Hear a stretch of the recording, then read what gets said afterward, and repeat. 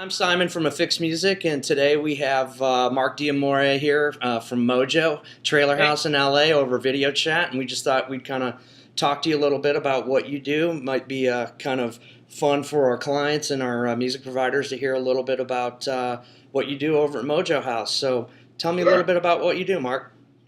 Well, I'm a music supervisor here. I've been here for 5 years. We do everything from theatrical trailers and teaser trailers to TV spots for DVD and home entertainment projects. We also have a print department, which of course I don't work with. But so basically anything that revolves around advertising for movies and TV, we do it. Right.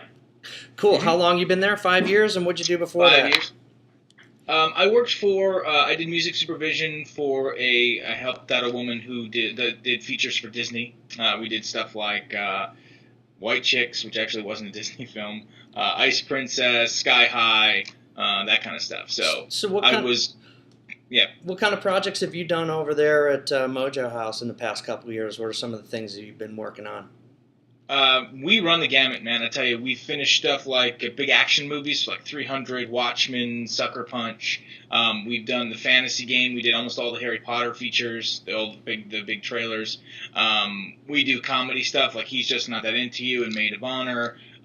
We've even done like Oscar-nominated films. We did the trailer for Precious last year, and for like Young Victoria, that kind of stuff. So we do it all. Cool. So, at what point do you guys actually get involved in the project? Right from the beginning. Music supervisors oftentimes will influence the way an editor cuts a trailer, the way a producer writes or approaches the content of the trailer. A lot of times we'll be approach and say, hey, we want a song that's going to be the identifiable song for this campaign. So when people hear the song, they think this movie. So right from the beginning. Yeah, it kind of surprised me when I was talking to you. You said that even on some of the animation stuff, that how early you guys are involved, and that you actually even read scripts, right? We, yeah, we read scripts. Sometimes we start work on movies while they're shooting or before they start shooting. For animated stuff, yeah, we look at storyboards and because they're animating as we're doing the trailer, and then they finish animating the shots that we've chosen for the trailer first. Wow. So it's pretty cool. So, tell me about some of the sources where you get music from. I know it's a big, important part of the trailers themselves, but where are some of the sources that you get music from? I mean, it all boils down to we need the right music for the right opening in our trailers. And so we go everywhere. We go to the label system, so major labels, all the stuff that's on the top of the charts. We go to guys like you who are representing artists, and records that maybe aren't on a major label, but yet still have big fan bases, still available on iTunes, all that type of thing. Right. And then we go all the way down to music libraries, guys who are just slugging it out, doing hip hop volume 4, doing comedy volume 2, doing all that kind of stuff. And sometimes those tracks work. There's it's few and far between. It's hit or miss, but sometimes we find one. So anywhere there's good music, we're looking.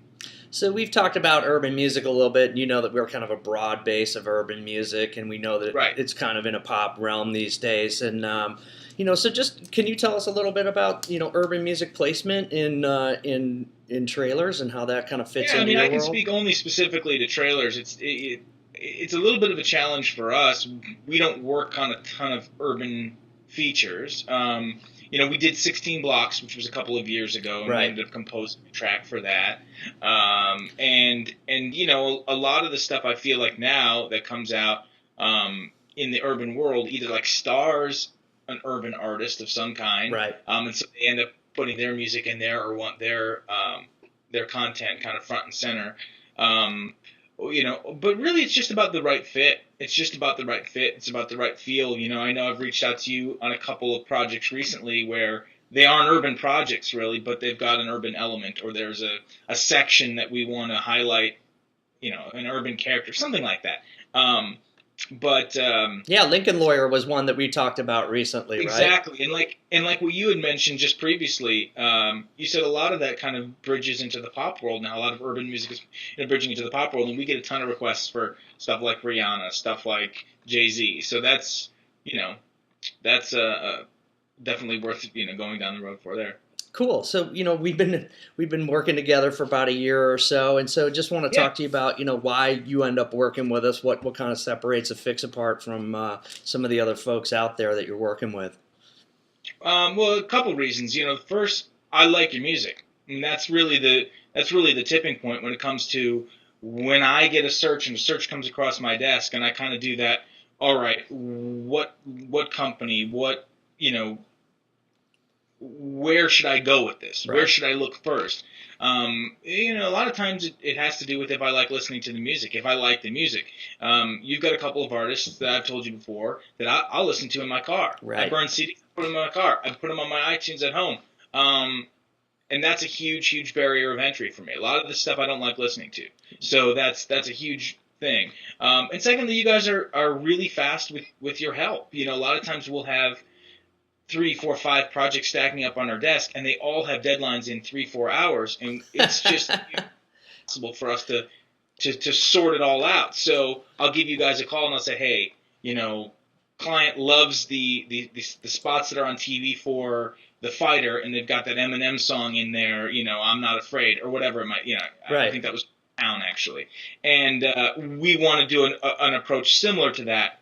Give me your 5 best anthemic type songs that could do the same thing.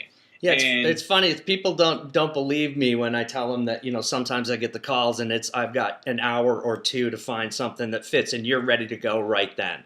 Yeah, and our editors are waiting on us. Right. They're sitting there. They've got their video bed ready to go, and they're like, okay, when's that music coming? And and that's happening 3 and 4 times, at the same time. And so your help, the fact that you guys give good suggestions and you don't sugarcoat it. I can't tell you the amount of times I get submissions from other libraries when I do the same thing with other people, and they'll just push stuff because they think more is better. They're like, well, if I give them 25 tracks, maybe they'll find one that works, as opposed to I really just don't waste my time. I want 5 good ones, and let's see what we can do. Yeah, it's a lot of times it's based off of your descriptions, and sometimes it's a little bit broader, and I don't know exactly. It may be the lyric that you're looking for, it may be the feel, so I may try and pull a number of different things like that, but I try not to overwhelm you guys. So that's all part of it. Speaking of that, so for a typical trailer, how many pieces of music will you guys look at and put to picture and think about that are in the running? I think maybe 2 or 3 times in my 5 years here, it's been one of the first 1 or 2 or 3 that we've listened to. But every single other time, which is hundreds and hundreds and hundreds of them, it's just been a week, 2 week, 3 week, 4 week process where we continually look, we continually try stuff up against picture.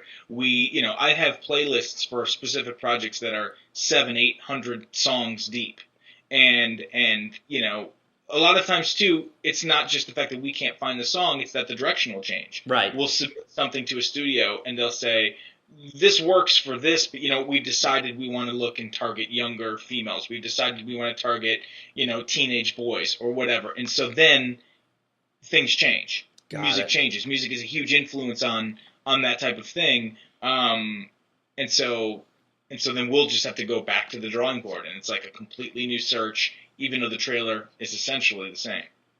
Man, Mark, thanks so much for your time. I appreciate it. And sorry we had a couple technical challenges getting this done, but thanks, man. Affix.